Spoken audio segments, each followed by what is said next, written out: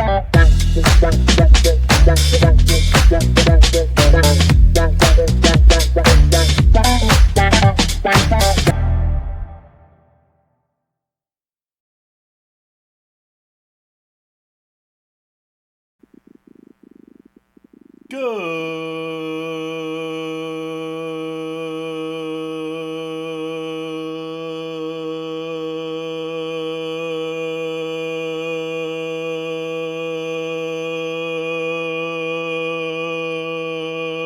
morning, everybody. It's a beautiful day. Welcome. Oh my God, I'm out of breath to the I think I ran Fastcast. out of breath listening to that. Oh my god. Your weekly podcast of everything football, fantasy predictions, best news, you name it, we have it all. Every Thursday morning, 8 a.m. Today, we are joined here by all of the Fast brothers. Let's get right into it. We're talking some football, guys. Beautiful day we're having. And as always, every week, we're going to give you all of our predictions for the week in our pick'ems. Let's get right into the Thursday night game with the Pittsburgh Steelers going in to the Cleveland Browns. Do I start it? All right. I start the Yeah, I go last, right? Okay. Yeah. All right. Well, what a game from Pittsburgh last week. I mean, wow, right? We all knew it was going to be close. One of the highest scoring offenses versus one of the best defenses in the league. They pulled out the win against Baltimore, and they are coming up against a football team. I will say that. The spread is at 3.5, and I think they clear it quite easily, and I don't think there's much more to say beyond that. So I'm going to take Pittsburgh spread, minus 3.5. Yeah, I mean that's pretty solid. I mean, divisional matchup, anything could really happen. And hey, the Steelers, they beat the Ravens last week, great win, but you're not a real contender unless you beat Jameis Winston, which I think they'll do. So I'll also take the minus 3.5 spread. All right, guys. This is where I'm also going to agree. Yeah, I got the sell the team, as we've been saying the past few weeks. Franchise gone. Sell, yeah, everything. They're who has a projected number one draft pick so far? Do we know that? That's a great question. The Raiders, I think. Raiders. Maybe we could get a little boop boop on that and see who his projected first pick as of right now. Could be the Browns, but yeah, I think this probably should be an easy win for them, and I got them over a field goal, minus 3.5. I think we can go right into the next one. Are we doing the right order, by the way? This seems. Am I supposed to go first? I think you go first. Buddy. Okay, yeah, I'll go first. I felt a little off, so yeah, I'll start it from now on. But we're starting the Sunday games, and who has? Let's go to our boop boop. Who has the number one? According to ESPN, this was updated 12 hours ago. Right now, the projected first pick is the New York Giants, then the Patriots, then the Jaguars. The Raiders aren't till 5 right now. Oh, so I was right. Okay. Because all of those teams are either a combination of 2-8 or 2-9. Lovely. All right. Well, cool. Yeah, we're going to Carolina. Panthers at home, and the Chiefs after their first loss. Guys, you gotta feel pretty good about that one. We all had them losing. Yeah, I just don't. The Chiefs don't look like that elite team, and I think they're gonna find out very quickly heading into the playoffs that they don't have it. I think the three-peat is slowly slipping away. Great start, but they don't have the firepower towards the end of the year here. For me, I'm gonna take the positive spread here. Believe it or not, the Chiefs don't blow anyone out, and as bad as the Panthers are playing right now, and as we just heard, they're one of the top draft picks right now. I don't see them. Their highest point win was again Saints, 13 points. I don't think they do it by 11 here. I think the Panthers keep it in with 11. It's at plus 11 right now, and I'm taking it. Panthers at home. I think the Chiefs obviously win the game, but I'm taking the spread for them. Yeah, it's a pretty big spread, and it always scares me, especially with a team that doesn't blow anybody. Like their biggest win is 13. They don't really blow anybody out of the water. It doesn't really matter who they play. But I mean, it is the Carolina Panthers. But I mean, it's difficult. Pacheco is probably going to be back, but what does that mean for the score? I don't think much. I mean, you're playing against a team that you should beat easily, so he might get very limited snaps just to kind of get some football like gameplay under his belt before he gets in a full motion here. But 11-point spread is a lot.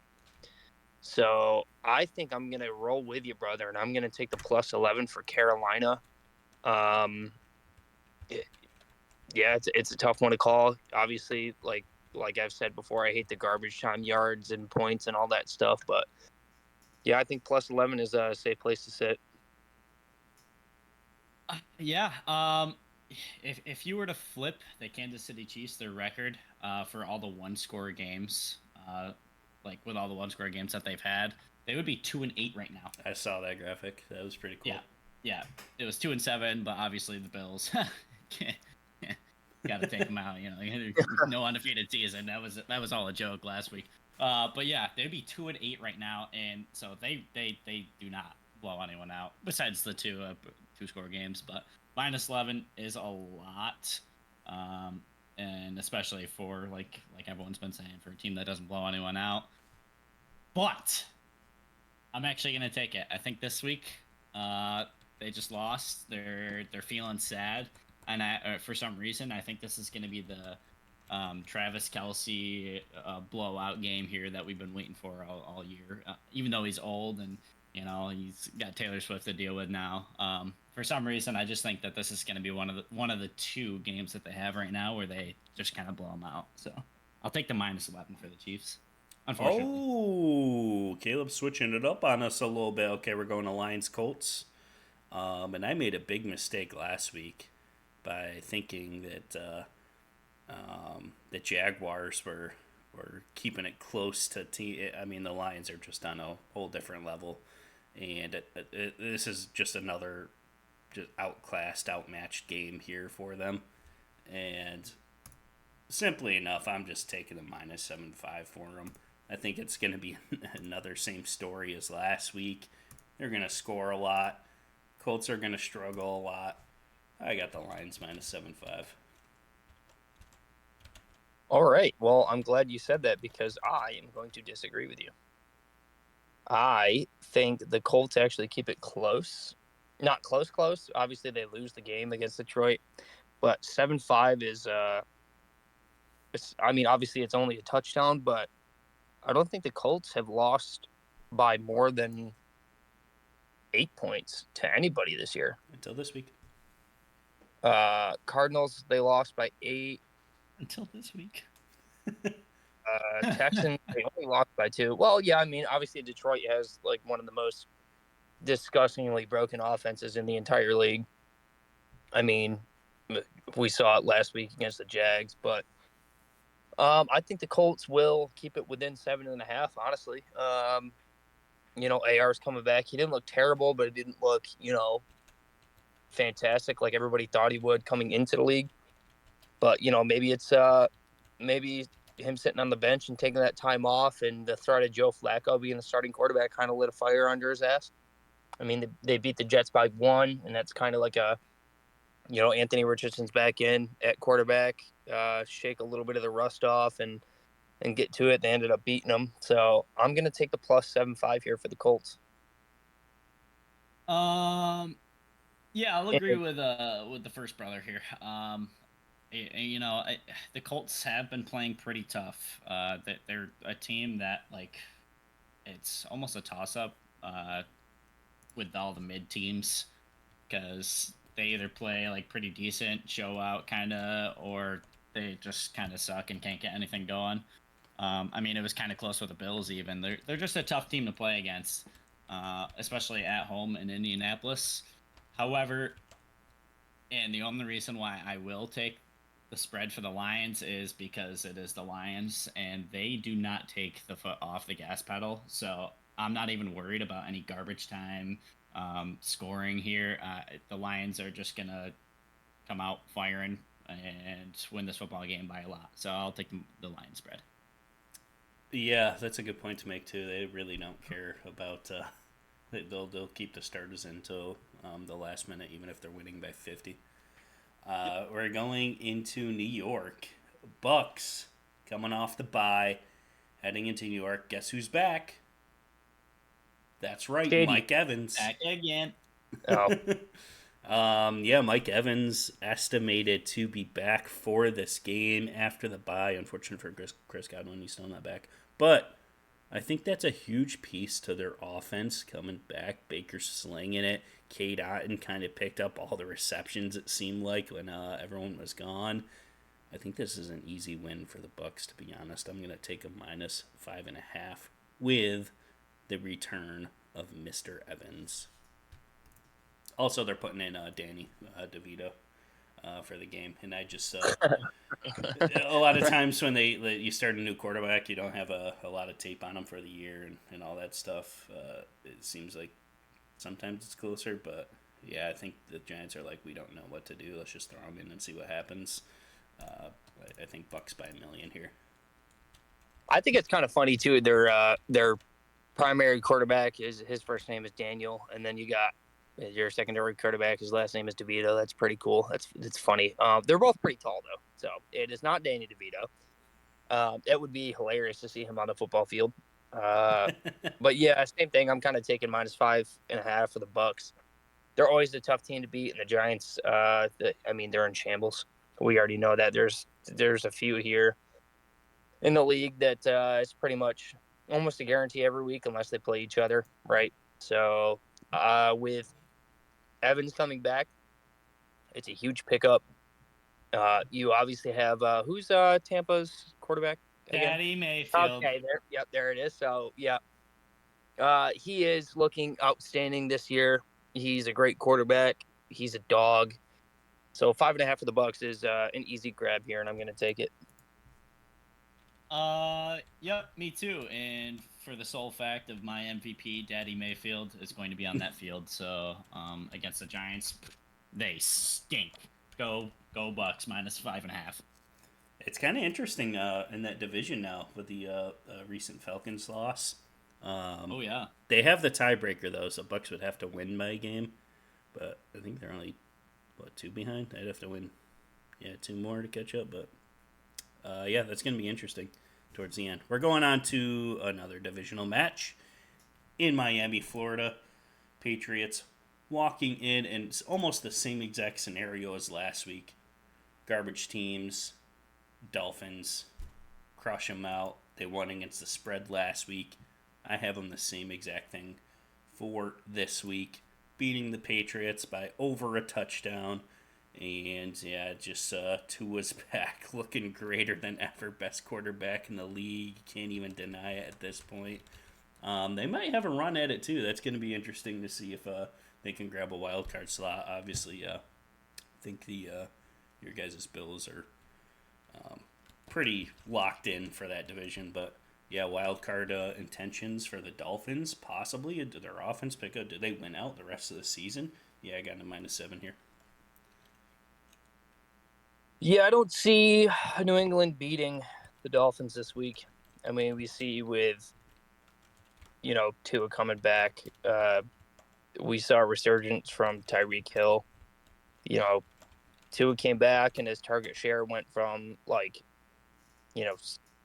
we saw against Indy 2 targets, Tennessee 7-5, and then last week against Jags he had 12 targets. He tied his season high in receptions at 7 receptions, which he had in the first week of the season. 130 yards last week. Oh my God, Tyreek Hill is back. He also had a touchdown for the first time since Tua came back. So that alone is pretty great. A-Chain is obviously also kind of a force here for the Dolphins. Tua's back. Everything seems to be going well since Tua came back, and we kind of knew that was about to happen. So Yeah, this one seems pretty simple as well. Miami -7, and we're gonna run with it.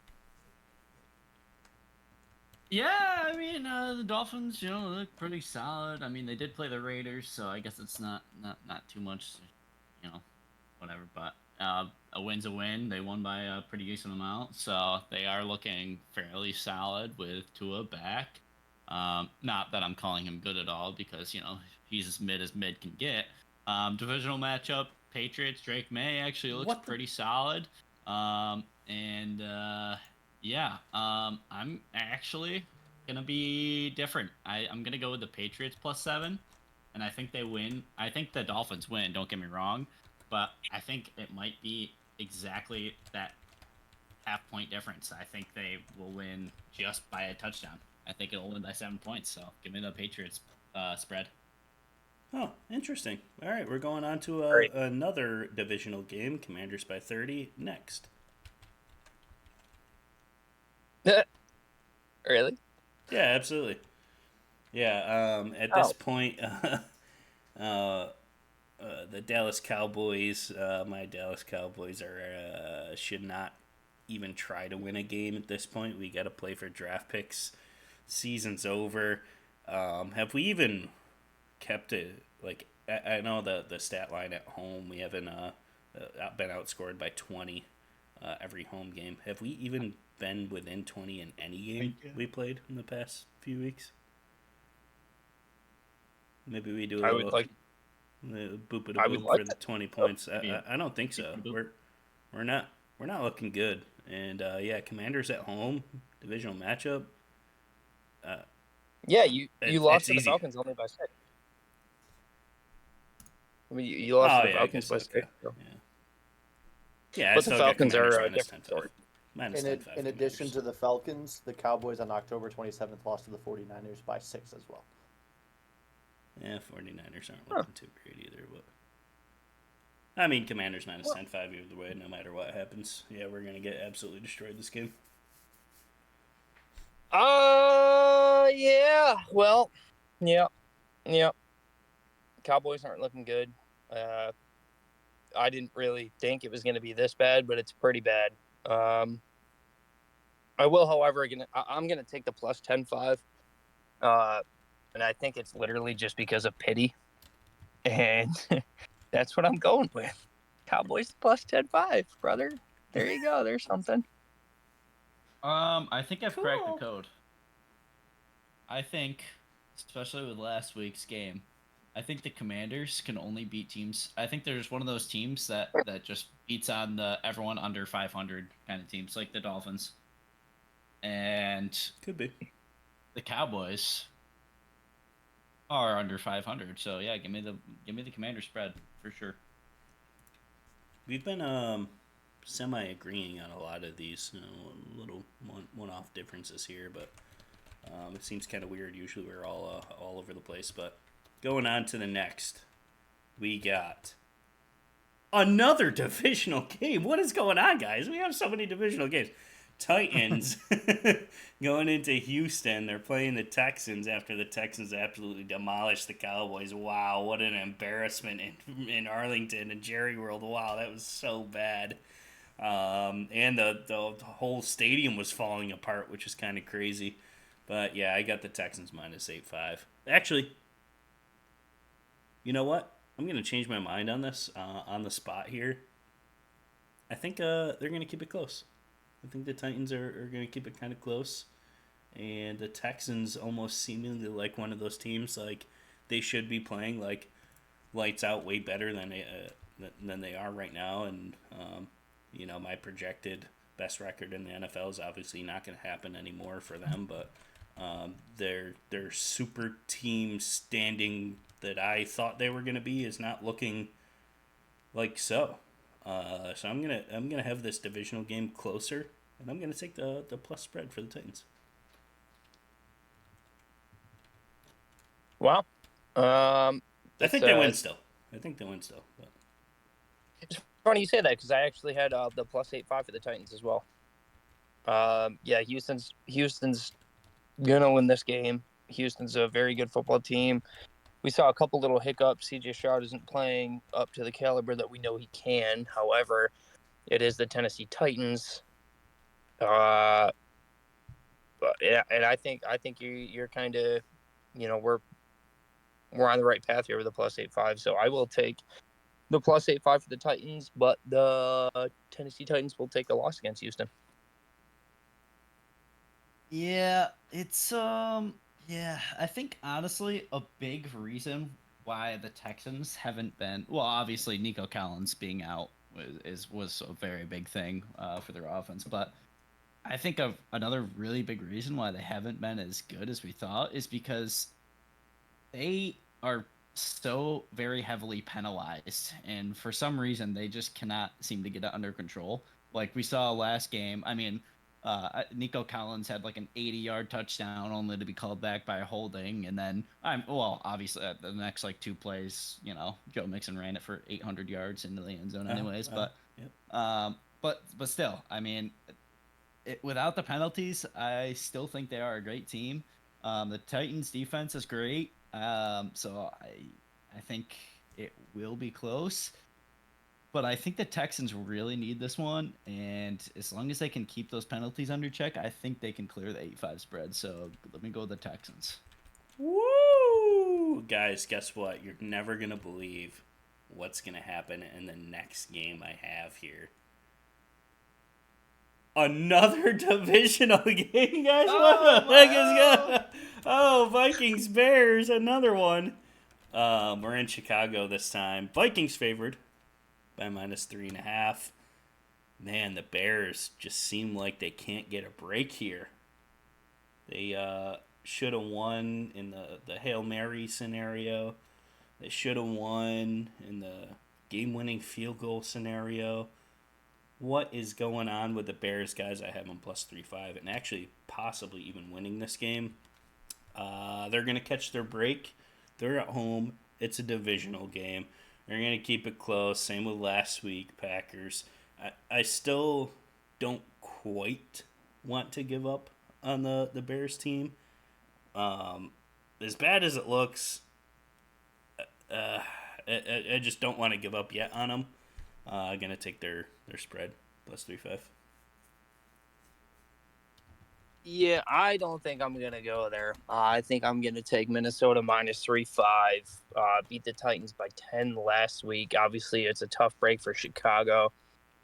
I think that's, the second time this year, maybe the third time there's a game-winning field goal blocked in the final seconds of the game. And it just so happened to be the Bears. I think they're cursed. I think Minnesota is too good of a team. However, I mean, I think this is a very accurate spread. I think Tennessee is not well equipped against Minnesota. I think the Chicago Bears are more well equipped to kind of keep the spread close. But I'm going to take the spread here for Minnesota at -3.5. I will go with the Bears. I agree with Justin. I think they keep it close here. The Bears defense, is still okay. It really just depends on their offense if they can muster up like pretty much anything. But yeah, a divisional matchup. It's in Chicago, and that is the only reasoning behind what I got here. Because I don't know about the Bears. They're a question mark. So Seems very inconsistent, I could say. But we'll go on to the next game, and would you believe it, guys? Would you believe this one? An absolutely phenomenal matchup, possibly. No, I'm just kidding. We're going to the divisional game once again. Broncos and Raiders. Who's going to win this one? We're in Las Vegas. You never know. The Raiders are actually getting the first draft pick. They're in shambles. Nothing's going to happen. Broncos looking very, very good, might I say. Possible Rookie of the Year, Bo Nix. We all thought Jaden Daniels popped off early in the season. What the heck is happening with this team? Defense looks great. Offense looks great. They're playing great. Playoff implications. Hello, the Broncos. Give me the -5.5 points over the Raiders. Broncos country, let's ride. Oh wait, no, that's Steelers country, let's ride. I got that mixed up a little bit. I'm sorry about that, but yeah, Broncos men's. It's actually Steelers country. Let's weld now. Yeah, well. So I've been told. Right. So I've been told. Let's weld. I don't like that as much. It doesn't. No, doesn't no, flow it doesn't. as much, It doesn't flow as much. No. Yeah, maybe he should go back. Broncos country, let's ride. I like that way better. By the way, sorry Steelers fans, but it's just just way better. But yeah, it is way better. I got Broncos. Yeah, the Broncos are, dude, they have something in the water there. They showed out last week. Bo Nix had a great game.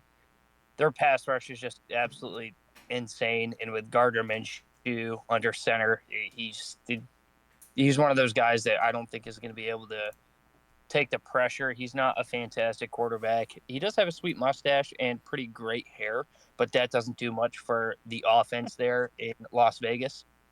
So, yeah, I think this spread is probably one of the easiest this week for -5.5. It is in Vegas, but who really cares? Tom Brady's an owner. Who really cares? He's not playing. He doesn't do anything for the offense. So, yeah, -5.5 for the Denver Broncos is a lock. Woo! Wow. All right. So he glazed Gardner Minshew. Talk trash about Tom. Yeah, Denver Broncos. Yeah, 5.5. Yeah, Bo Nix, rookie of the year for sure. Yeah, absolutely. They look great. They look like one of those sneaky, scary teams to play in the playoffs. One that I would not like to play right now is the Bills. So. Agree. Yeah, they're definitely going to sneak up on some folks. What do you think? Like, just a pause from the side of this pick'ems. If you had to pick right now, like Bo Nix, Jaden Daniels, those got to be the two favorites for the rookie of the year. Yeah. Oh yeah, for sure. I think so. Who do you think's edging it out right now?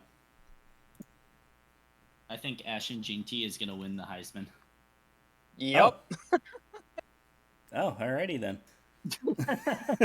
Okay, we'll go to the next one. And this, you can correct me if I'm wrong here. I think this is probably the potential here for Game of the Week. We got 49ers going into Green Bay Lambeau Field. Let's go, guys. -2.5 for the Packers. 49ers coming in as the unfavorites for this. And this, for me, was like if I would do this as a pick-em match, because this could be a coin flip game here. And for me, traditionally, when that happens throughout the whole season, I've taken the home team, and that's exactly what I'm going to do here. I'm going to take the spread for the Packers. And this is just one of those other teams, too, like the 49ers. You're like, all right, they got their team back. CMC's back. The eliteness. What happened to the team last year? Like, what's going on? There seems like some different recipes going in, and they're stirring their witch's potion of the NFL, and the scriptwriters aren't favoring them this year. I think this is going to be a closely hard-fought, matched football game.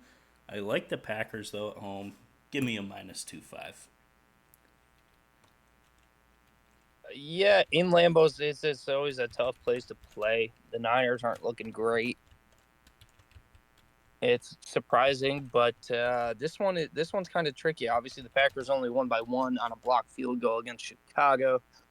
And I think the Niners have a better chance to make that a tough game. So for this one, for my first whoopsie daisy of the week, I'm actually going to take the 49ers over the Packers in Lambeau. Me too.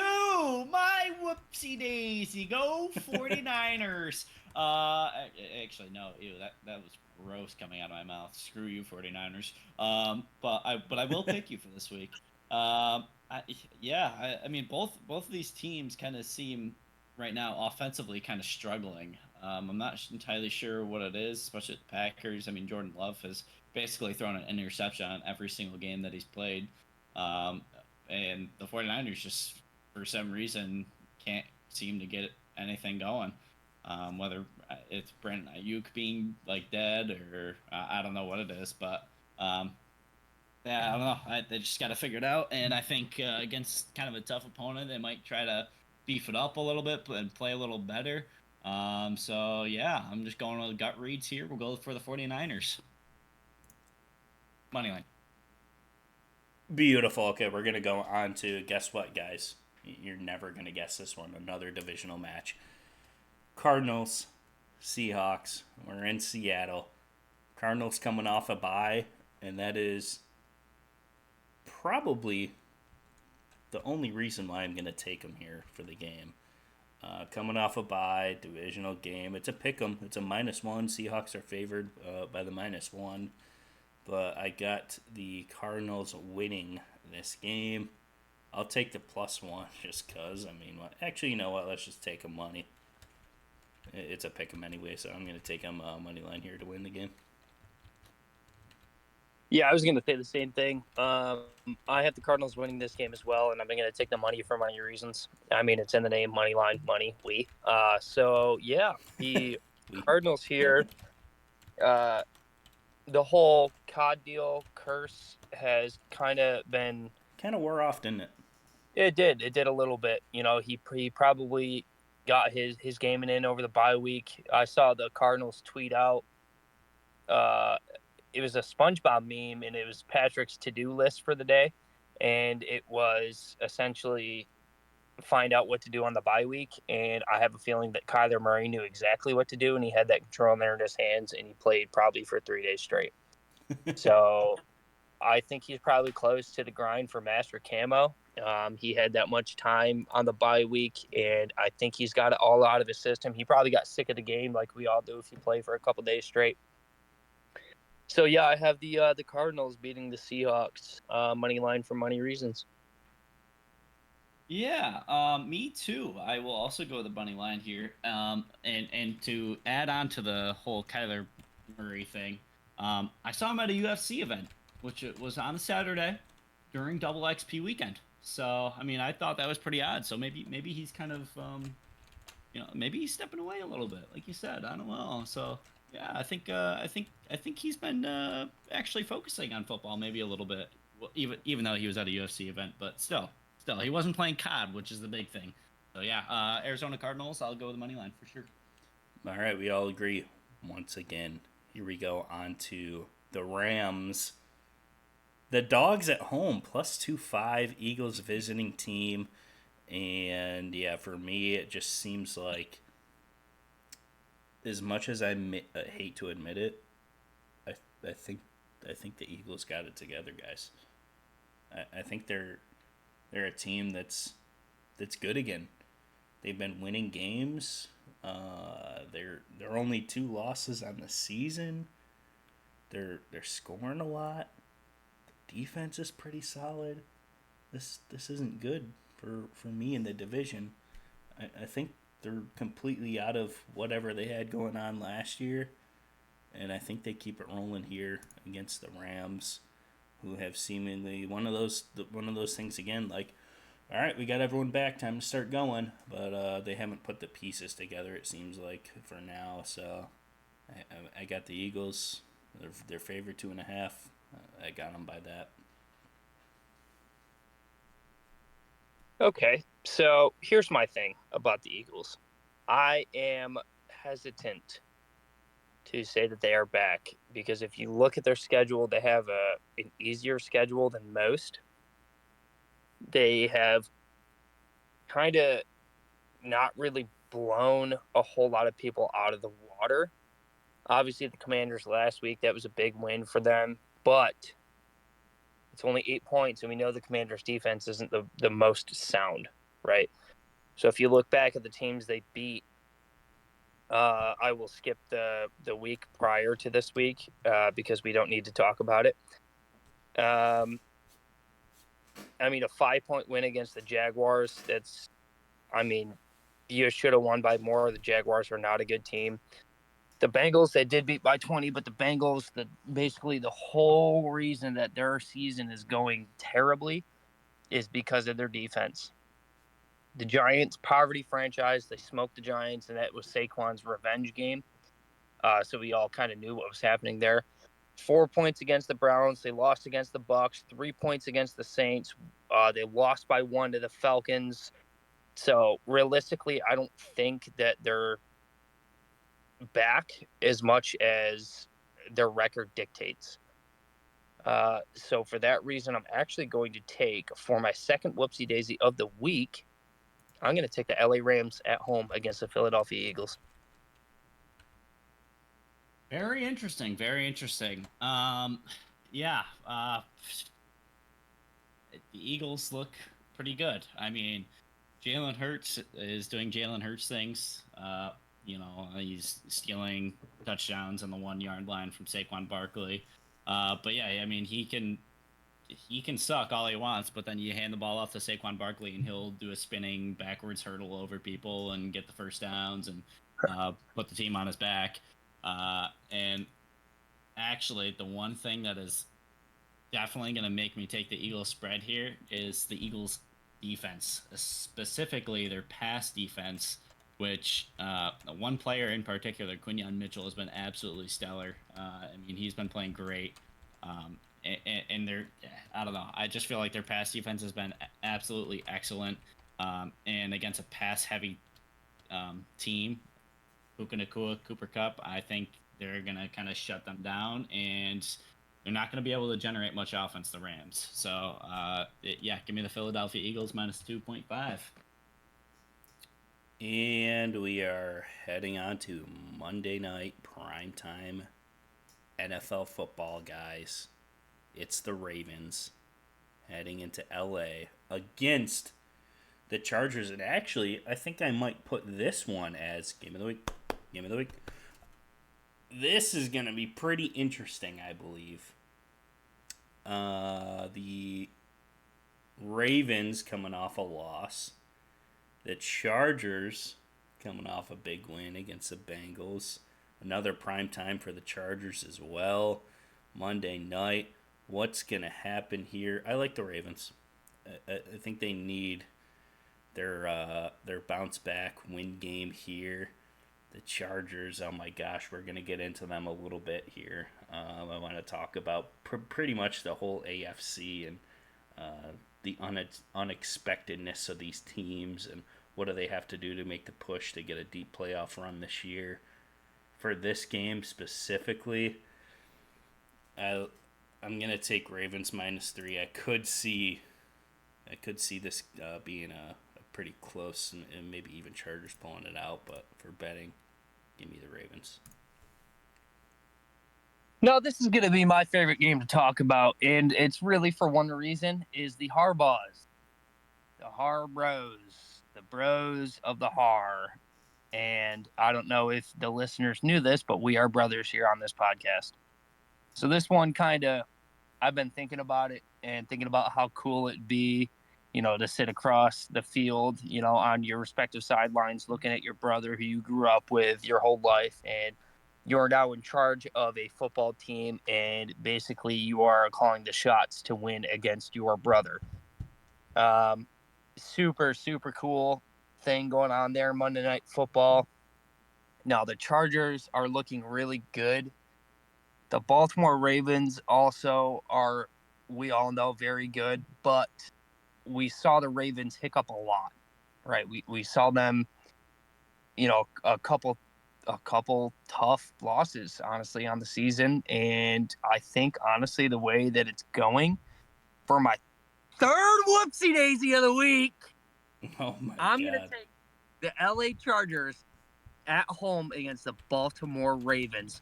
But I will say this.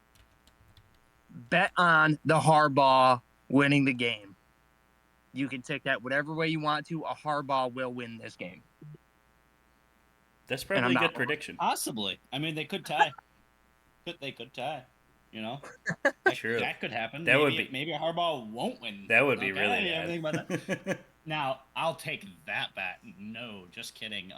For me, I am gonna go with the Ravens. I think the Ravens, struggled against the Steelers last week, but that's just because of the divisional, rivalry.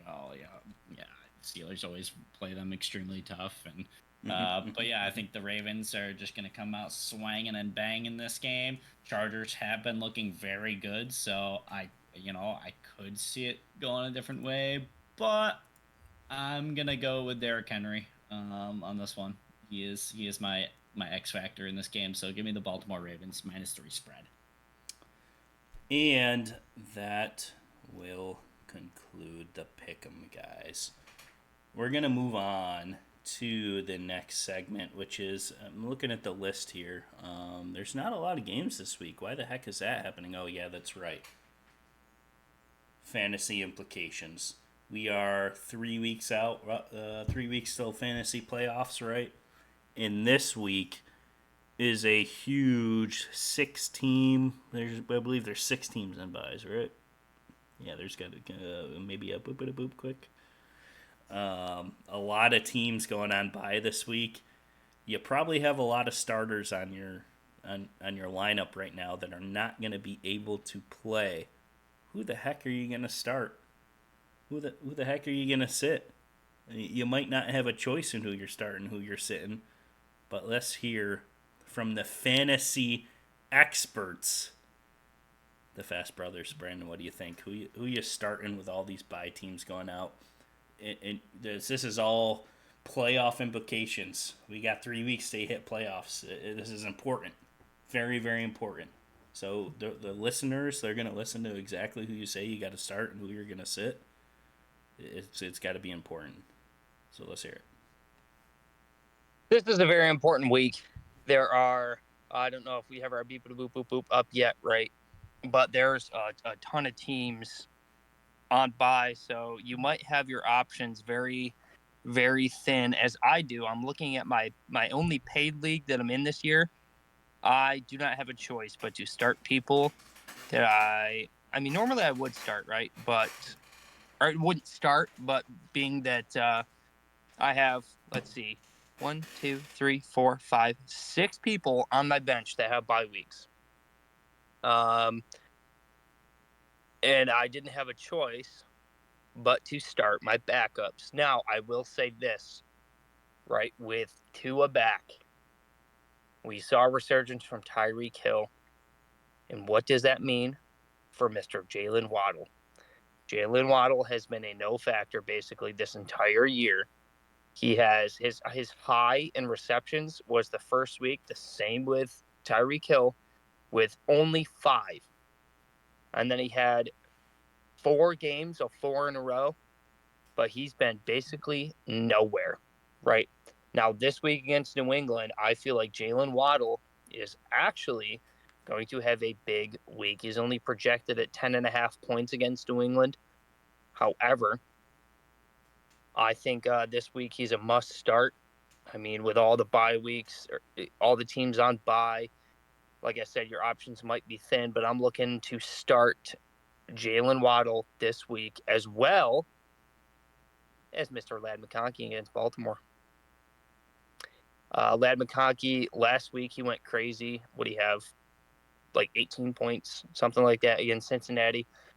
The only thing that's really keeping me from saying you should start him if you had other people not on buys is the defense against Baltimore. But with everything kind of thin, you probably pick Ladd McConkey up pretty late in the draft. He is looking really good. He's, like I said, he's one of Justin Herbert's, if not the favorite target for him. And I think he's actually going to have a pretty big week this week against Baltimore. So look to start Jalen Waddle and Ladd McConkey this week for fantasy. Awesome. I have a few. I have a few starts and I have a few sits here. First and foremost, let's stay on track with the Chargers here. And I know a lot of people are struggling with this position, the tight end. And with the bye week, maybe you got your one tight end, but too bad he's on the bye. Suck it up, Buttercup. Let's go with a tight end that could be on most of your waiver wires, and that is Will Dissly. He has been getting a pretty decent amount of target share the past couple weeks, and he is looking like a very solid tight end. So definitely this week, I think, is a very, very good option for you, especially if you need it. Another start here is Juwan Jennings. He had that one monstrous game earlier on in the season and then kind of died off again. But a lot of people dropped him. He could also possibly be on your waiver wire. I know a lot of people picked him up and just held on to him after that one big game. But I mean, if he is, I would 100, or even if he's on your bench right now, I would 100% start him. I mean, in the last 2 games, I mean, he had a 37% target share and a 42% target share, and that is pretty. That's a lot. I'll tell you that it's a lot. So he's gonna get you the targets at least. It's just up to him if he can catch the ball, convert those into points for you. I mean, like last and a route on 95% of the dropbacks, and yeah. So I mean, he's gonna get the targets. He's gonna get you some points with the touchdown upside. You never know what can happen. And now for a couple sits here, we're gonna go with DeAndre Swift. I know he's kind of a hit or miss. Sometimes he'll rush for 4 yards in a game, and other times he'll have a 90-yard rush twice in a game. Or I don't know. I have no idea how to even like rank him at all on running back standings. But especially this game, I would 100% not even think about starting him. You're playing against the Vikings, who are ranked number 1 in rush defense. Only allowed 4 rushing touchdowns all season. There's hardly even a rushing touchdown with that stat, so or upside. So I'm gonna sit him. I mean, you could if you really need to start him. Sure, you could, I guess, but I wouldn't. And for another sit here, I'm actually going to sit Jaden Reed. This one could be a little controversial, but for me, he is the big play upside guy. And against the 49ers, they hardly let up really big plays. I mean, I know they've let up a few, but this for me just seems like a game he's not going to get that ginormous reception, possible touchdown kind of thing. And he's been kind of, with the Packers kind of struggling on offense here. He's been lacking in the point department. So for this game, I'm gonna sit him. I'm gonna look for more other options. If you really do need him in a flex spot, sure you could put him in. He'll probably get you a okay amount, but not a lot of targets.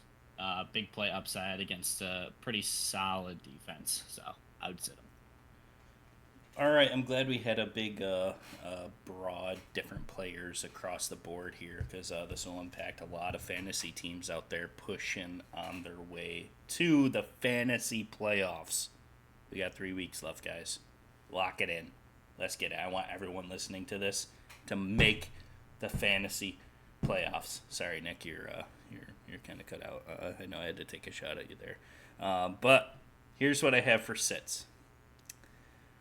Unfortunately, as big as a powerhouse as he has been in past years, and the return of this particular player this year, high hopes going in for a lot of workhorse power offense, scoring, running, production. It just has not been there. And this is part of the sell the franchise team, the Cleveland Browns.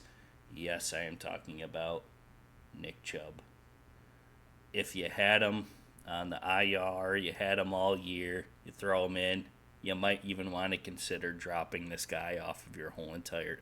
I don't think it's there for him, especially turning out the rest of the year.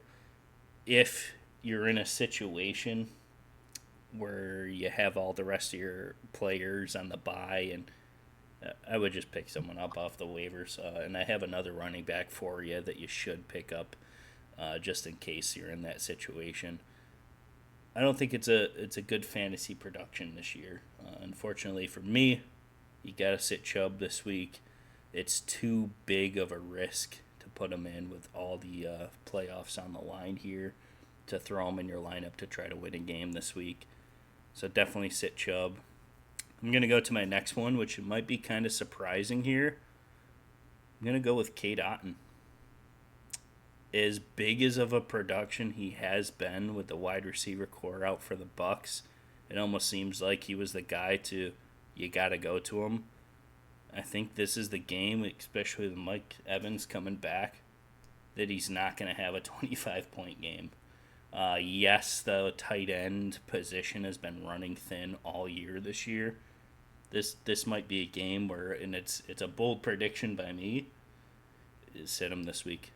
as big as a points production he's been in the past weeks with everyone out, I don't think it turns out this game against the Giants. I think Mike Evans is going to have a huge comeback game. They're going to go all over the field with different receivers. I just don't see the big 20-point game coming from this if you have other tight ends set him this week. And that's my big bold prediction for the sits for fantasy. Now we'll switch over to the starts. Wait, hold on. I want to throw one more thing in there. If you have Chris Boswell, literally never take him out of your lineup, even if he's on IR, because you never know. There you go, Chris Boswell. He has scored a lot of points. He scored a lot of points. He Does would be Brandon the Aubrey tight have end more? one. No, I don't think so. Chris Boswell's the highest scoring kicker. I think so. But I mean, regardless, Chris Boswell is the tight end 1. He would be the wide receiver 6, which is just absolutely insane, and the running back 18. So I mean, that's absolutely insane. How close is Brandon Aubrey? Is he the second? He's got to be close, if not one. But all right, well, yeah, I'll go to my starts while we're getting that. But yeah, so I have 2 starts as well, just to keep it reciprocal, even here with the sits and starts. Start Xavier Worthy. Yeah, I said it earlier in the year that he would be the breakout rookie of the year here.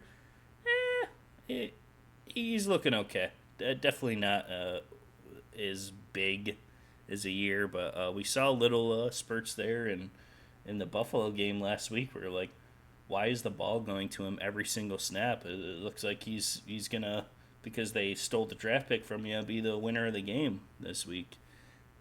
I think they keep that rolling. I think they're gonna find a way to keep continuing to get the ball, especially against Carolina here.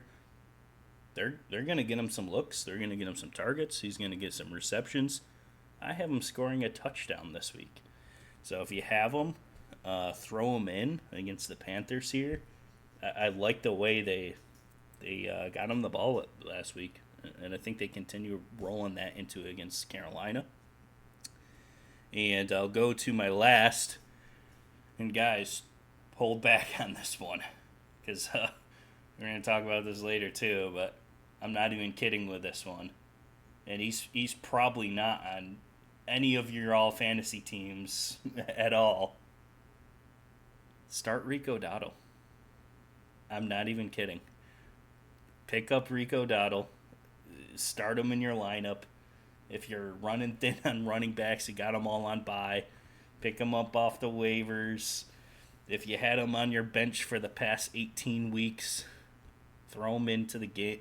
As we mentioned a little bit earlier, the Commanders' defense, it's a big question, right? It's what loses them these games. We like their offense. We like Jaden Daniels, rookie. Let's go. Rookie of the year, question marks.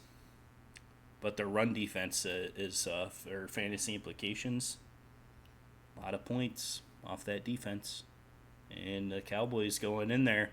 Rico Dowdle, everyone's what is he at? Average 5-something yards a carry. When he has, I think you start him this week. You're running thin on him, throwing him in the lineup. It's going to be very surprising how many points he gets this week. But let's move on to the next. And what I'm going to do is kind of open this up to do we have a boop-a-da-boop? I think we do indeed. So for fantasy points for kickers this year, number 1 is indeed Chris Boswell with 129 total fantasy points this year. Number 2 is not Brandon Aubrey. It is Fairbairn of the Houston Texans at 122. And then number 3 is Brandon Aubrey with 109. Huh. Dang. Wow. Well, there That's you a have. lot of points. I have Fairbairn on my team. He doesn't seem like he wins me a lot of games. There must be something wrong about that now. No, that's good though. But yeah, for the next segment, I kind of want to open it up to like the whole entire broad AFC. I want to talk about a couple of teams. Playoff runs. Are they fake? do they suck? Are they good? And we can talk about like who you think you have at the number 1 seed. Obviously, the Chiefs got their first loss of the season last week to the Buffalo Bills. Woohoo! They sure did. But do they hold on to that seeding? And are we'll go one at a time. We'll start with there. Do you think the Chiefs hold on to the number 1 seed, or who do you have that you can sneak up and maybe they drop a couple games here? And who do you think can sneak up on them to take the 1 seeding in the FC?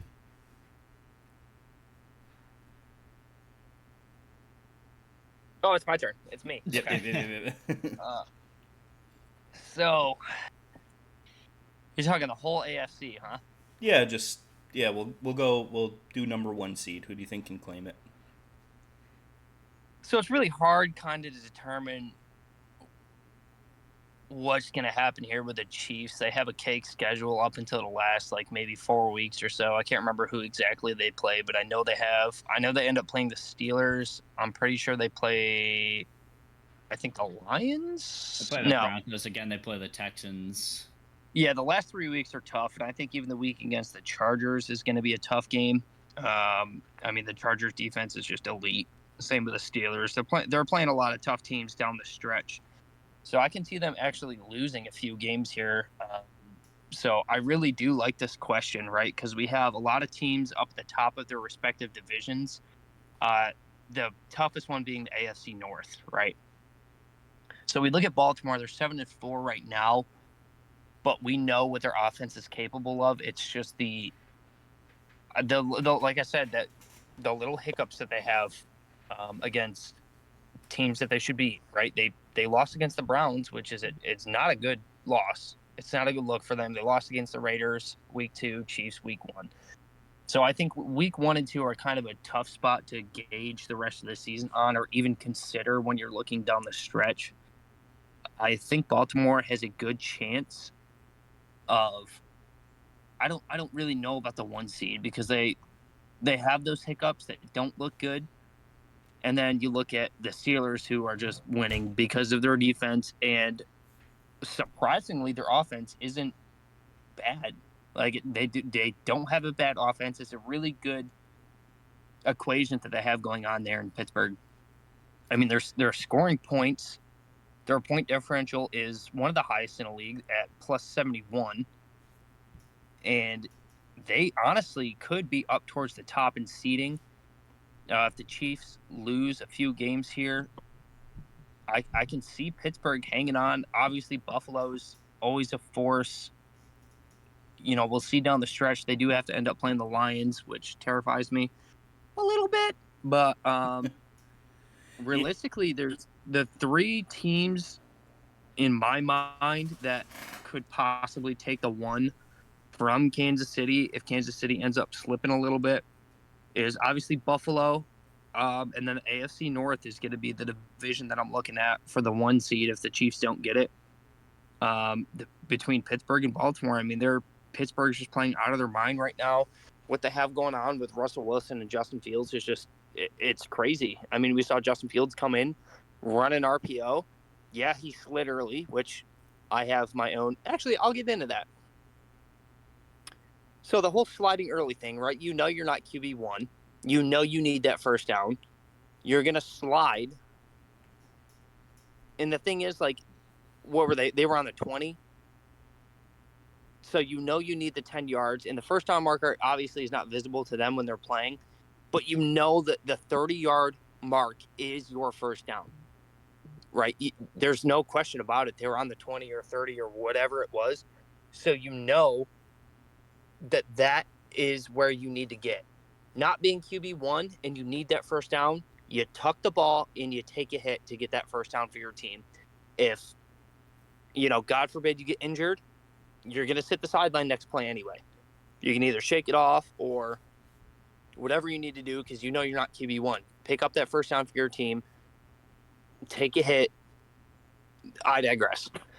But I see Pittsburgh and Baltimore up there at the 1 seeding. Obviously, Buffalo, at this point, it's really not biased. Buffalo's a very good football team. Their defense is surprising me, honestly.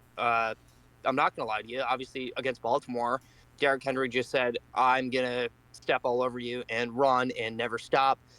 And it kind of looked like Forrest Gump when he was playing in college. He just kept running and running and running and running, and we couldn't stop him. So, yeah, those are the three teams: Pittsburgh, Baltimore, and Buffalo that I see taking the 1 seed. Houston, I don't really see taking that 1 seed. I think that they're a good football team, but I don't think they're a 1 seed football team by any means. So that's what I'm looking at there in the AFC. Yeah, and before we hear from other brother, the Steelers are one of the teams that I wanted to talk in there too. It almost seems like to me that they're having almost like a Chiefs-esque recipe where they are finding ways to win games. They didn't score a single touchdown last week, and they end up winning the game. Is this enough to carry them into like what you have them into a 1 seed, into a deep playoff run? Are they potential Super Bowl contenders, or do you have them a 1-and-out team in the playoffs? And we'll go to Caleb. Let's start with your talk about this. What do you feel around the Steelers? They've only their 2 losses on the season. 1 to the Cowboys, by the way. Let's go Cowboys. Oh yeah. Does this carry? Does this carry? Yeah. Here's the thing with the Steelers is they still struggle offensively. I know, they're getting the wins for sure. Russell Wilson has been dealing. I don't get me wrong. I think their pass game is much better with Russell Wilson. But I mean, you're playing a game against the Ravens. You don't score a touchdown. Somehow they win. Well, I'll tell you that somehow it's just because they have the Ravens number for whatever reason. I don't get it. But the Ravens against Steelers, give me Steelers 9 times out of 10. I know I didn't say that last week, but that's because Derrick Henry, my X factor. I mean, I really thought, yeah, whatever. But come playoff time, I mean, you're talking the best teams, especially in the AFC. I can see few teams beating the Steelers. I can't lie right now. Especially like come playoffs, you're whipping out your playoff playbook and things get a little dicey. People start, doing things you wouldn't even think of before, and yeah, it's I don't know. And the Steelers are just kind of one of those teams that they play great all the regular season or go even. Obviously Mike Tomlin hasn't had a losing season in forever, but then they make it to the playoffs and well, I mean, last time they've played the Bills in the playoffs and you know how that went, right, Nick? Anyways, but yeah, the Steelers for me, defense is great, fantastic. Offense definitely needs to get better for sure. I think especially if they want to make a deep playoff run. But as for the standings for the rest of the AFC, I will say, non-biased as well. Bills are great. With the head-to-head win against Kansas City, they are 100% in contention for the number 1 seed. That one win, especially the head-to-head, is huge, especially when it comes to the very last week of the season. If they have a tying record now, then it goes to the Bills because we won. But we play the Lions, like brother said earlier. That's scary. Play the 49ers, very tough team. Got a little bit of a cupcake schedule the rest of the way, I can't lie. But yeah, Kansas City Chiefs have a tough schedule at the end, though, as well, so you never know. The Chargers, I would say, could have had a run. They are a very tough team. However, their remaining schedule is pretty tough. That's why I will say probably not for them. I definitely think they have a very easy chance to make it to the playoffs, but deep run, I don't know. It's tough to say right now. But Broncos as well, one of those scary teams that could make it to the playoffs and could prove to be a wrecker in the playoffs. I mean, this is a really tough team. Great defense. Bo Nix is getting better and better. Looks great. And let's see. The one team that I have above everyone else even though they did lose to the Steelers, is the Ravens, and that is just because they're a scary team. They got the passing game. Lamar Jackson has had, a pretty great season passing, let alone his rushing. Derrick Henry is just incredible. Their defense is pretty solid. Lets up a few things that they probably shouldn't, and is pretty injured right now. But still, I almost want to say that they're my number one. But with their record, I don't know if they take the number one seed. So, but yeah, scary team to play against for sure. So right now, I think the Bills will make it. I think they'll get the one seed this year. I do. How far they go in the playoffs? So probably a first round exit, just because I was love to crush my hopes and dreams. just about to say about the playoffs. It almost seems like the Bills will win against the Chiefs in the regular season, and then find a way to lose against them in the playoffs, almost on repeat every year. But yeah, I mean, for me, one more team in the AFC while we're on the topic. With the Bengals' loss this week, do you write them out? Are they done? Can you count the Bengals out of it? I know they have a huge problem in defense. I think there was a crazy, 19 touchdowns versus 4 interceptions, a boatload of yards for Joe Burrow, and still ends up losing games. Is this the end for the Bengals? Do they have absolutely no shot? Is their season over? There was one stat that I found even crazier. Well, I guess not really that crazy, because he had a great defense every single year that he played. But Tom Brady, every single game of his, I mean, he played a long time, which is why I find it a little crazy. Every single game that he had over 300 yards, and I think it was like 2 touchdowns or whatever, he won all of them besides 2. And just this season, for Joe Burrow, with the same stat, 300 yards, 2 touchdowns, or whatever it was, he has 3 losses, which is just absolutely insane. The defense for sure is letting them down in a very, very, very, very, very big way. Yeah. And those last 2 games that they played were almost like must wins with how far or behind they were, and yeah, it's just slipping. It's sad for the Bengals. Yeah, I mean, Joe Burrow's leading the league right now in passing yards by just about 200 yards, and their Bengals record is terrible. And I will say this as well: the Bengals are going to get caught out of the playoffs. I do not see them making it. They have to play the Steelers twice, and being the fact that the Steelers are scoring points as well as have the second best defense in the league behind the Chargers, I don't see them winning either game. So as of right now, if they win out besides the Steelers games, they have 9 losses on the season, and that's not a recipe for success by any means. So, I mean, you got in that division alone, you have Pittsburgh and Baltimore. Granted, that will be a divisional matchup between the two. They play twice, but I mean, the way Pittsburgh's defense is rolling, I don't see the Bengals beating them. So I'm personally going to count the Bengals out, and it's very unfortunate because Joe Burrow is having an absolutely stellar year. They're just not finding a way to win games, and like Caleb said, it's in huge part on their defense. Yep, for me overall, unfortunately, I still got the Chiefs number 1 AFC. Let's talk about NFC though. It seems like what would you say, the powerhouse is AFC? You think there are more stronger teams over on that side? Who do you have number 1 over on the other conference?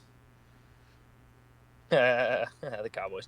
Okay, but for real, number 1 in the NFC, I mean, it for me, it is clear cut the Detroit Lions. They're just so good. They're probably, honestly, I would say the best football team in the league. Power rankings, they're definitely at 1. And that, I mean, the NFC North is probably the toughest division in football this year, obviously minus the Chicago Bears. I mean, the Bears don't have a long way to go to be a really good team. They just have to fix a little bit on offense, whether it be their line or Caleb Williams has to get rid of the ball quicker, whatever. We talked about that last week. So I'll move on from that. But that's the toughest division in football, and the Detroit Lions are making it look like a cakewalk. At 9-1, they're the best team in the league. I will say their point differential is absolutely laughable. It's 159. 159 points is their differential, and that is absolutely absurd. I would like to know what the highest point differential was of like previous years, because that to me, I mean, it's only going to go up too. I mean, they're going to win more games. Their point differential is going to go way up. So for me, the Lions clear cut number one, probably in the entire NFL, but behind them, it's really tough. I mean, the Minnesota Vikings are they lost a little bit of fire. Yeah, they're 8-2. They're winning games, but it's not like the Lions scoring 50 on the Jags, right? It's not definitive. They only beat Tennessee by 10. So for me, honestly, in the NFC, you're looking at Detroit, Philly, if they can. I think realistically, they just have to score more. Philly does. Obviously, they're having a pretty good season at 8-2, but I mean, I'm just not convinced that they're a powerhouse team yet. So Philly, Detroit, Minnesota, yeah, I can see him. Green Bay is pretty close there, and it's really unfortunate to see Tampa fall to under 500. But with the injuries, it's just so hard to sustain a good season. You know, two of your best receivers going out in the same game and then having to play without them for weeks is really tough. It's a bad look. And I will say the Rams are kind of sneaking up. You know, they're 5-5. They're at 500. The NFC West is pretty tight, but I can see the Rams running into a lot of wins with their offensive prowess. So that's kind of what I'm looking at. Every other team is kind of. I mean, the Dallas Cowboys have a shot Bruh. at the number one draft pick. Yeah, it's more likely. That was my biggest question though about the Eagles is can they like sneak? Because you don't necessarily have to be a powerhouse to be the number one seed. No, They can. Do you no. have like the Bills and the Lions matchup? Do you think the Bills have a chance there? What if the Lions drop a game here, Eagles win out? You know, they could sneak in a number one seed. Is that even a possibility? I mean, it is. Any given Sunday. Any given Sunday, it really is a possibility. I mean, their record is good. They've only lost 2 games this year. I think this week is a tough test because of the Rams' offense. And then looking down the stretch, they have the Ravens, which is always, I think that will be hands down game of the week after this week. But then they have to play the Steelers, which I don't think they win that game solely based on the Steelers' defense.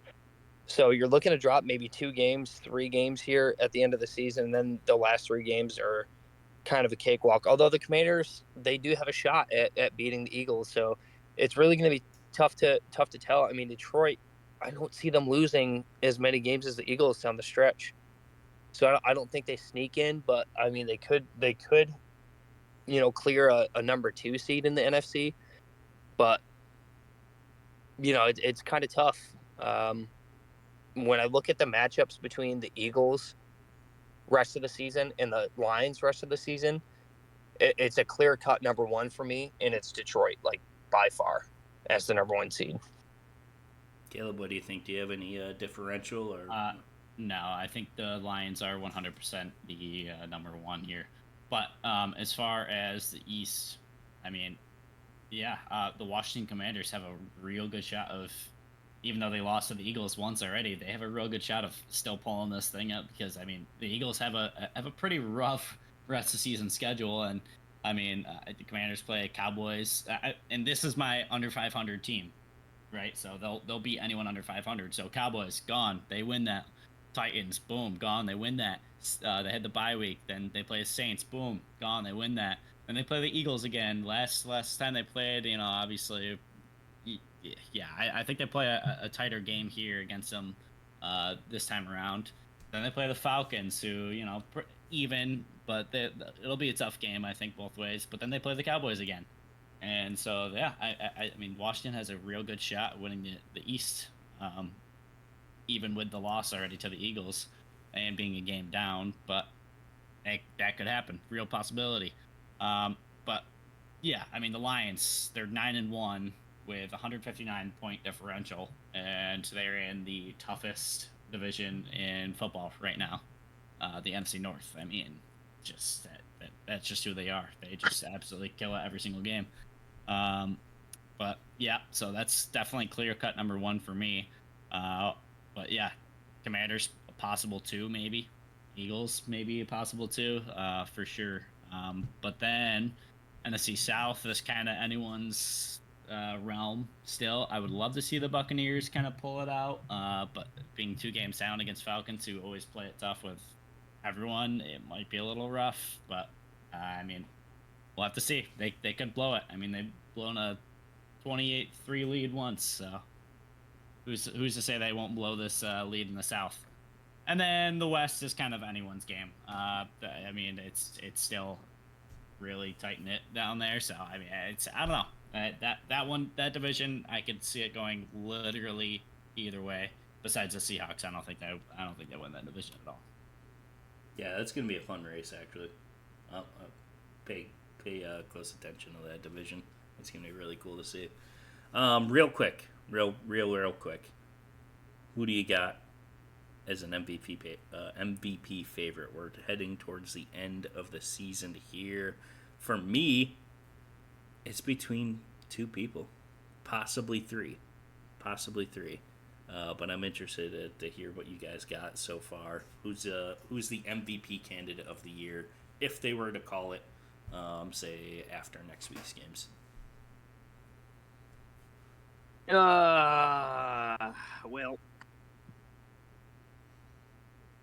bias? I mean, you look at what the Bills had on offense until they got Amari Cooper. I mean, their wide receiver one was a rookie who's still building chemistry with Josh Allen. Curtis Samuel, who was on the Commanders and basically was, what was he, a two, wide receiver 2 or 3 behind Scary Terry. And he just, I mean, Josh Allen is honestly, like I said, and you guys laughed at me. You honestly laughed at me. But he is the best quarterback in the league. Obviously, Lamar is always up for MVP candidate because of what he can do on the ground. But Lamar also has Derrick Henry in the backfield. Yes, we have James Cook, who's kind of going crazy this year, but he's no Derrick Henry, right? Josh Allen, I mean, you look at last week against the Chiefs. 4th and 2, you need to get a first down. He said, nah, dude, check this out. And then he ran it in for a touchdown to seal the game against the undefeated Kansas City Chiefs. So it might be biased, but dude, he's just so good at the game of football. He sees the field so well. His passes are most of the time on point. I will say, however, the interception that he threw last week was really ugly. I don't know what that was. It was definitely a head scratcher, but I mean, he's bringing the Bills to 9-2, beating the undefeated Kansas City Chiefs. You're basically your league rival. So for me, he's definitely in contention to be the MVP this year. What does he have? 5 picks or something like that on the season, 5 or 6, and he went. I think it's 5. He went weeks without one. He got 2 one game. One of them, I think his second pick on the year was literally a ball right to Keon Coleman's chest that just got tipped up, and it really sucks that goes against him. But I mean, the Bills are 9-2 right now under Josh Allen doing what he does.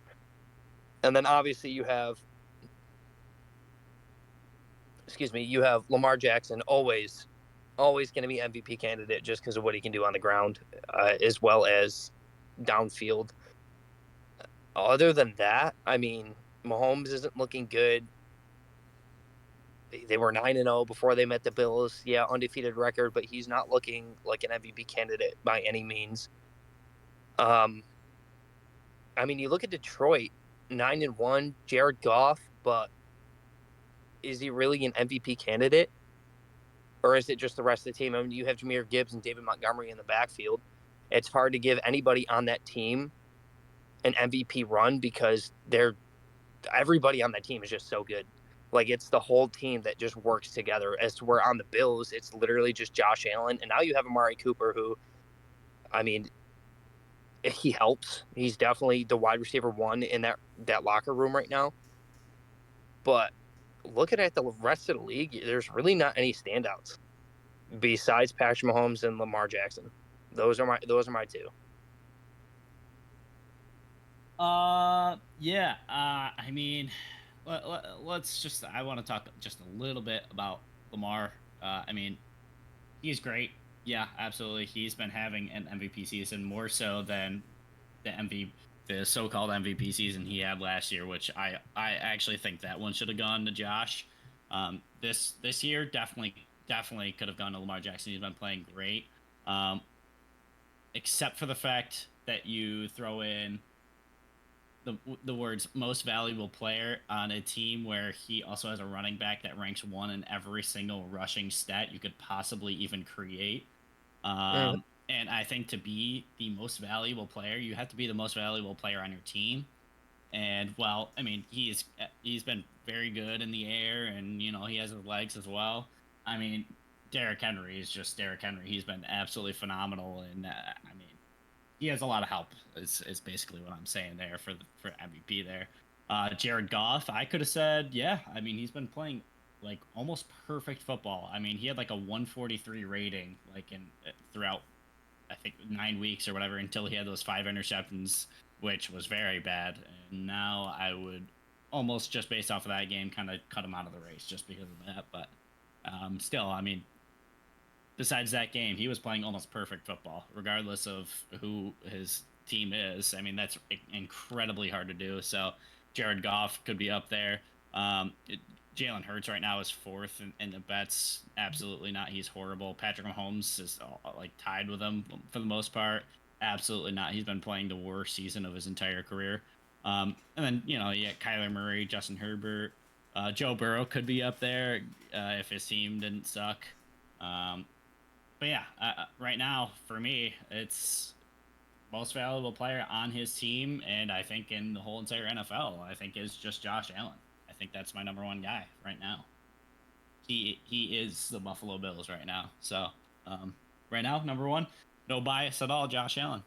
I was just about to say, look at the 2 Bills fans going for Josh Allen MVP. Well, let's hear your pick then, buddy. Let's hear my pick. Cooper Rush. Don't say Kyler Murray because he's ugly. I'm glad you almost stole it a little bit from me, but notoriously, I thought I was going to surprise you guys with this because it's MVP, it's a QB award. We all know that. QBs always win it.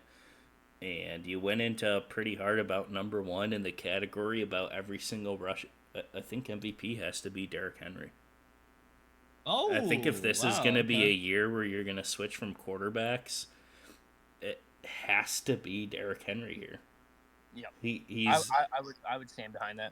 Actually the most valuable player on the team, as Caleb just said. Like number one in every single category. Obviously, like, and even looking from last year too, like I would completely agree with you. Lamar had a much better season, MVP run going into this year. For me, he was a clear winner until these past few weeks. It was undoubted in my mind, like, oh yeah, he's gonna win again. It's a three-peat, no doubt, until these past few weeks. And if this was gonna be the year, this is the year to do it and give it to Derrick Henry. And I think I wish it was possible. I really wish it was, because if I had a vote on that, I would definitely vote him in. So if Cooper Kupp didn't get MVP, I mean, that one year. True, the Triple Crown. Yeah. No, then I just don't. I have no faith in them picking anyone other than a quarterback. Yeah, it's never gonna happen. But I think that would, in my eyes, be my favorite for the MVP run this year. So I'll leave it at that, and you guys got your Josh Allen pick. And that was my 2 quarterbacks going through is Lamar is a clear-cut winner, and Josh behind is, but it's up in the air now. The past It could, I could see it'd be between those two for me for the QBs, in the FC. But yeah, let's go on to the last segment, which we all know is everyone's favorite game of the week. It's time for It's Okay, It's Not Okay. And I had to hit the soundboard in honor of Brother because he's the only one that usually does it. But Yes. it's okay, it's not okay. We're going to go into one. It's very personal to me. And man, I just let's just dive right into this, guys. I don't know why I'm sounding so sad, but is it okay or is it not okay to continuously make fun of your own brother every week for the absolute devastation and downfall of the Dallas Cowboys season? Constant memes, constant messages, constant "you suck." Is it okay or is it not okay to continue to make fun of me? Let's hear it from Brandon first. Just the start of this, you just sound so sad, like you know, like what we're gonna say. Oh God! All right, so I will say this. I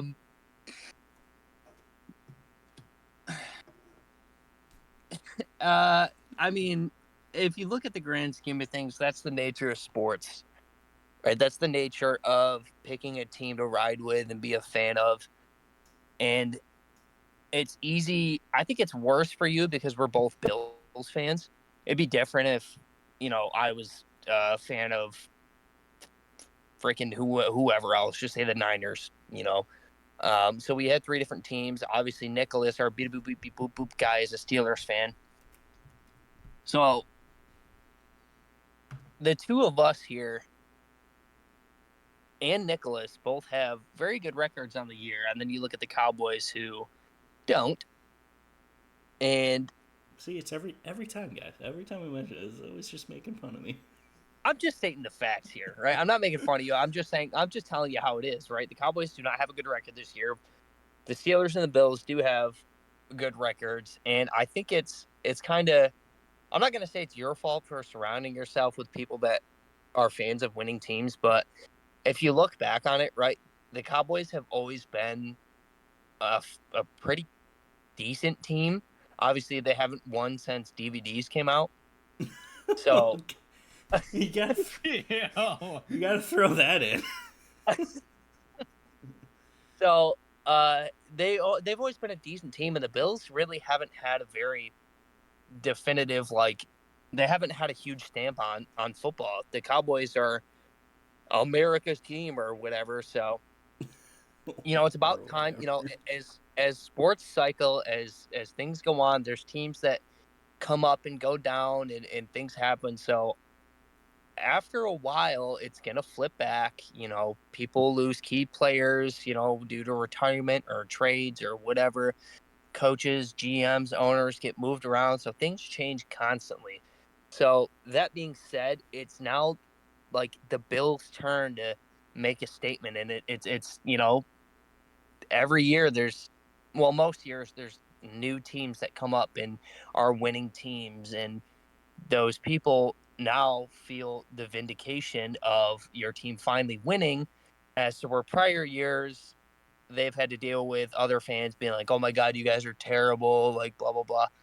So that being said, now that the Bills are one of the best teams in the league and you chose to root for the Cowboys, it's your turn to get pooped on a little bit, brother. I'm sorry to tell you. So I'm going to say, yeah, it's okay. Yes, because it's going to happen to us eventually too.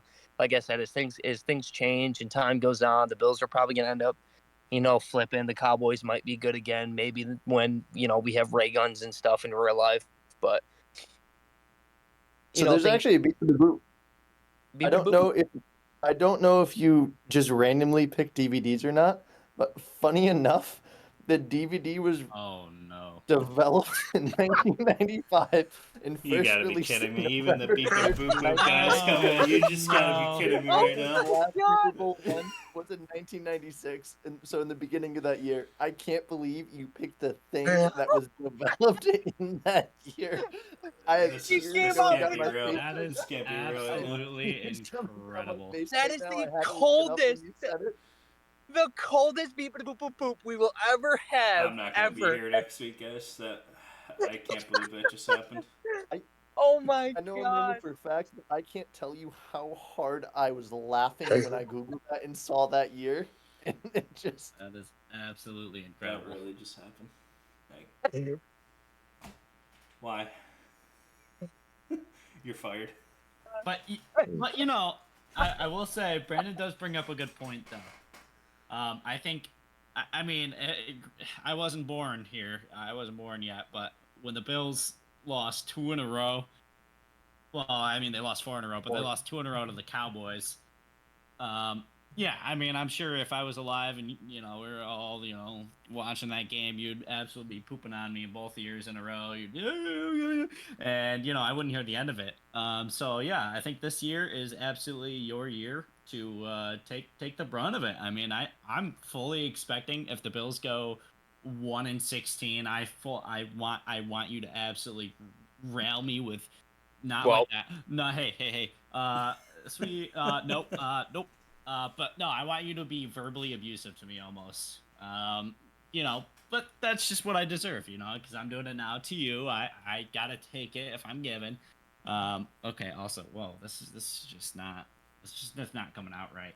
But yeah. I mean, right now, I mean, what can we say? I mean, the Dallas Cowboys, the team and franchise is falling apart just like their stadium.